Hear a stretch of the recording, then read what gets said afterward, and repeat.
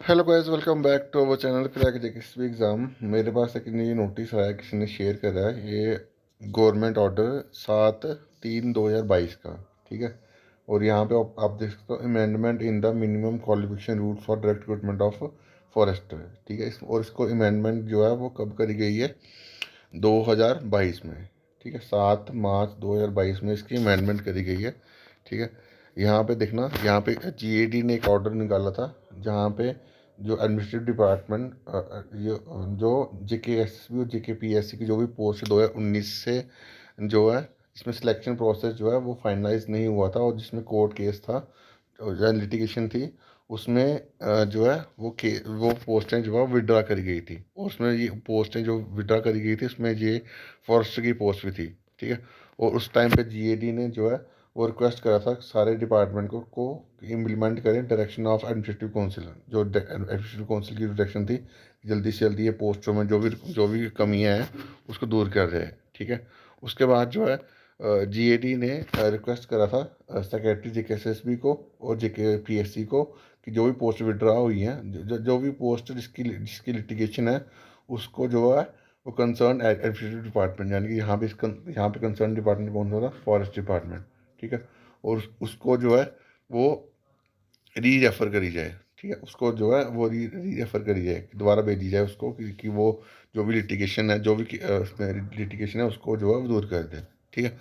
उसके बाद जो है यहाँ पे 11 फरवरी 2021 को जेकेएसएसबी ने जो पेंडिंग पोस्ट थी फॉरेस्ट डिपार्टमेंट की, इसमें फॉरेस्टर की पोस्ट भी थी, उसको जो है उसको फॉरेस्ट डिपार्टमेंट को भेजा था, और उसमें बोला था कि इसको री रेफ़र किए जाए, ठीक है। जो भी मोटिवेशन करनी है। उसके बाद 14 फरवरी 2022 को जो जीएडी ने रिक्वेस्ट करा था कि पोस्ट री रेफ़र की जाए जेकेएसपी को विद इन ए वीक, ठीक है, पॉजिटिवली, ठीक है। जेकेएसपी ने किसको, जीएडी ने किसको बोला था? फॉरेस्ट डिपार्टमेंट को। उसके बाद फॉरेस्ट डिपार्टमेंट ने 28 जनवरी को एक प्रपोजल सबमिट करा, जहाँ पे उसने क्या कहते हैं, रिक्रूटमेंट रूल्स को अमेंड करा था, ठीक है। और जिसको जो भी क्राइटेरिया डिफाइन करा गया था डायरेक्ट रिक्रूटमेंट के लिए, वो उन्होंने चेंज करा था। और उसके बाद जो है वो, क्योंकि कोई भी रिक्रूटमेंट रूल्स डिपार्टमेंट बनाता है, तो वो उसको कौन देखता है?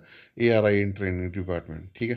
For seeking approval of standing committee of ARY in training, जो भी रिक्रूटमेंट रूल्स में चेंज करा गया था, उसको एआरआई ट्रेनिंग को डिपार्टमेंट को भेजा गया था, उसको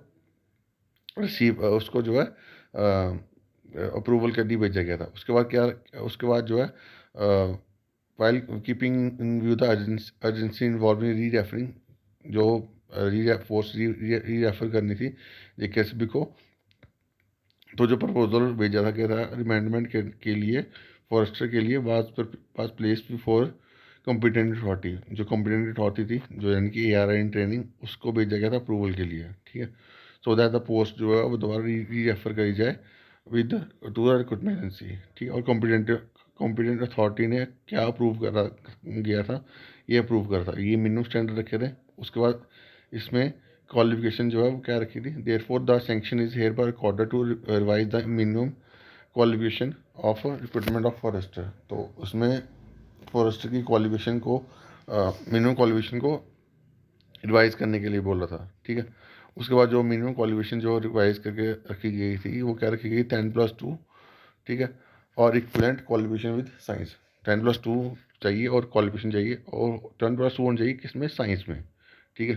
तो ये जो रिक्रूटमेंट रूल्स, ये जो अभी कोर्ट ने डायरेक्शन दी है, तो ये अब गवर्नमेंट को ये चीज़ जो है बतानी चाहिए कि हमने जो है ये रिक्रूटमेंट रूल्स चेंज करके ही जो है अपनी जो रिक्रूटमेंट जो है वो डिपार्टमेंट ने भेजी है, ठीक है। अब देखते हैं गवर्नमेंट कैसे इसको चीज़ को डिफेंड करती है, ठीक है।